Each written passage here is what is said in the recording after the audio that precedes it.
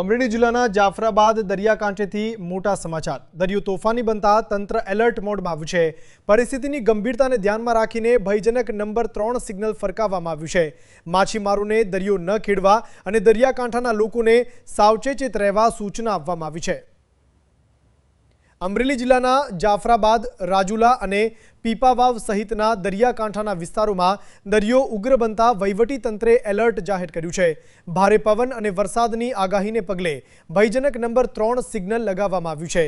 તંત્ર દ્વારા તમામ માછીમારોને આગામી સૂચના સુધી દરિયો ન ખેડવાની કડક સૂચના આપવામાં આવી છે। સાથે જ દરિયાકાંઠે રહેતા લોકોને બિનજરૂરી અવરજવર ટાળવા અને સંપૂર્ણ સાવચેતી રાખવા અપીલ કરવામાં આવી છે। જિલ્લા કલેક્ટરના માર્ગદર્શન હેઠળ સમગ્ર પરિસ્થિતિ પર સતત નજર રાખવામાં આવી રહી છે। કોઈપણ આકસ્મિક પરિસ્થિતિને પહોંચી વળવા માટે જરૂરી તમામ તકેદારીના પગલાં લેવામાં આવ્યા છે। હવામાનમાં સતત બદલાવ વચ્ચે તંત્રે લોકોને અફવાઓથી દૂર રહી માત્ર અધિકૃત સૂચનાઓનું પાલન કરવાની અપીલ કરી છે। રિપોર્ટ ઇમરાન શેખ, જાફરાબાદ, અમરેલી, પ્રકોપ ન્યૂઝ।